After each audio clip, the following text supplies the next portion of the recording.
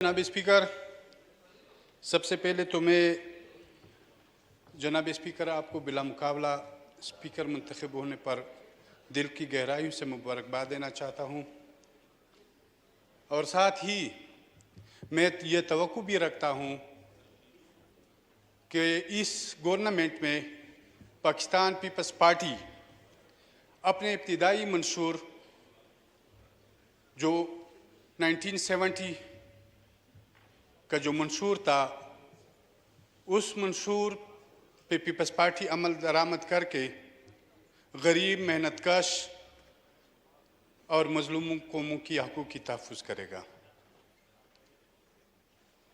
जनाब स्पीकर,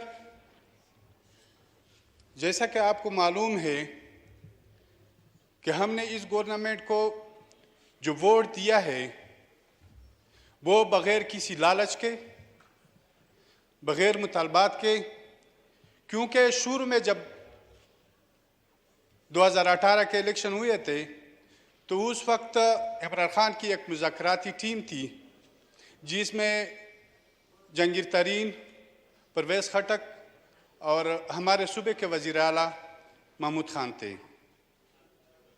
उस वक्त मैं और मोहसिन उनके साथ बैठ गए, उन्होंने बुलाया हमें और हमने कुछ मुतालबात रखे। उस मुतालबात में कुछ तरक्याती काम के हवाले से और ज़्यादातर इशू जो थे वो सिक्योरिटी हवाले से थे। तरक्याती कामों के हवाले से तो इन्होंने हामी भर ली, लेकिन सिक्योरिटी के इनके हवाले से उन्होंने कहा कि ये हम किसी से पूछ के फिर आपको बताएंगे। तो मेरे ख्याल में अभी तक उसका या जवाब आया होगा, अगर आया होगा तो नहीं में होगा, अगर नहीं आया तो अभी तक खामोश है। जनाब स्पीकर, आप भी उसी मीटिंग में मौजूद थे जब पार्लिमानी लीडरान की शहबाज शरीफ के ऑफिस में मीटिंग थी। उस वक्त भी हमने कहा, ख़ुसूसन मैंने कहा, और फिर जब पार्लिमानी मेंबरान की मीटिंग थी जिस दिन अदम एतमाद पेश होना था, तो उस दिन हमने एक ही नुक्ता मैंने उठाया और वो नुक्ता था पाकिस्तान की रियासती इदारों की पश्तून बेल्ट, बलोच और मजलूम कौमों की पॉलिसी के हवाले से थी। और उस वक्त मैंने वज़ीर आज़म मियां शहबाज शरीफ को कहा था कि हमें कोई चीज़ नहीं चाहिए, न हम आपको मजबूर करते हैं, न आपको ऐसे मुतालबात करते हैं, लेकिन हम आपसे एक ही मुतालबा करते हैं कि रियासत इस पॉलिसी को अब बंद कर दे, इस पॉलिसी को अब तब्दील कर दे, क्योंकि इस पॉलिसी की वजह से आज जो भी इस मुल्क में हो रहा है या जो इस पूरे खिते में हो रहा है वो अमेरिकी साम्राज्य के साथ मिलके, बरतानी इस्तेमार के साथ मिलके इसी रियासत के इदारों ने इस पूरे खिते में ऐसी पॉलिसियां जारी की है। लेकिन हमें अफसोस के साथ कहना पड़ता है और बहुत ही अफसोस के साथ कहना पड़ता है कि आज इस जंग का इख्तिताम नहीं हो रहा है। यह जंग दिन ब दिन बढ़ता जा रहा है और आज भी आप जेट तैयारों की बमबारी का सुन रहे हैं कि अफगानिस्तान के एरियाज में IDPs के वहाँ पे जो रहते हैं, उसमें मैं अभी तक मुझे इंफॉर्मेशन नहीं है कि वहाँ पे ये लोग मौजूद थे या नहीं थे, लेकिन वो कैंप्स IDPs के हैं जो पाकिस्तान से वहाँ पे चले गए हैं, उन IDPs की है। जनाब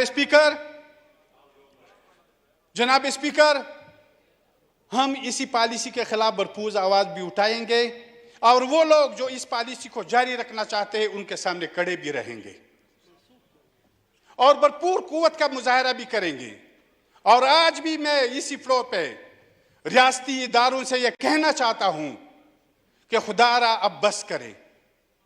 आगे इस मुल्क को आप जिस अनारकी की तरफ लेके जा रहे हैं, अगर आप इस अनारकी का वाज़ेह मिसाल इस पार्लियामेंट के साथ क्या हुआ, सब लोगों को पता नहीं है कि यह पार्लियामेंट की लड़ाई तो नहीं थी, यह लड़ाई तो कहीं और की थी, लेकिन उसका शिकल जो है ना इस पार्लियामेंट के अंदर जाहिर हो गया।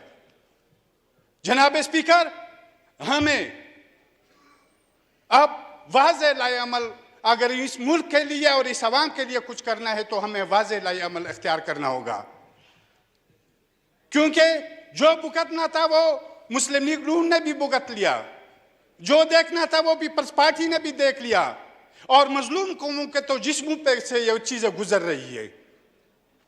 जनाब स्पीकर, मैं ज्यादा वक्त आपका नहीं लेना चाहता हूं, लेकिन हम इस पार्लिमान में किसी ओहदे की लालच या जो पाकिस्तान का एक रिवायत लालच का है उसी के लिए नहीं आए हुए हैं। हमारा खून, हमारी जान, हमारी जबान, ये मेहनतकश, गरीब और अपने कौम के लिए हाजिर है। और आज मैं उन लोगों से कहना चाहता हूं जो हमारे ऊपर गद्दारी के मुकदमात इन्होंने बनाए हुए हैं और हमें कैद तन्हाई में रखा हुआ है, उसे हम एक बार पीर कहते कि आपका जितना जबर हो करते रहे और हम बर्दाश्त करते रहेंगे। जनाब स्पीकर, अभी जो हमारी सरहदात पर एक बहुत बड़ी जंग के बादल मुंडलाए जा रहे हैं, और मेरे ख्याल में ये इन सब जंगों की मां है, क्योंकि अफगानिस्तान में दुनिया के जितने ग्रुप्स हैं उन्होंने सब ने अपने अड्डे बनाए हुए हैं। और मुझे भी ये अजीब सा लगता है कि बाज लोग जब अदम एतमाद से साम्राज्य का कोई जिक्र नहीं होता है, बरतानी इस्तेमार का कोई जिक्र नहीं होता है, जब अदम एतमाद आया जाता है तो बरतानी इस्तेमार का और अमीर की साम्राज्य का जिक्र किया जाता है। और वो लोग इनकिलाब की बातें मुंह से तो अच्छी लगती है, लेकिन प्रैक्टिकल इनकिलाब बहुत मुश्किल है। जनाब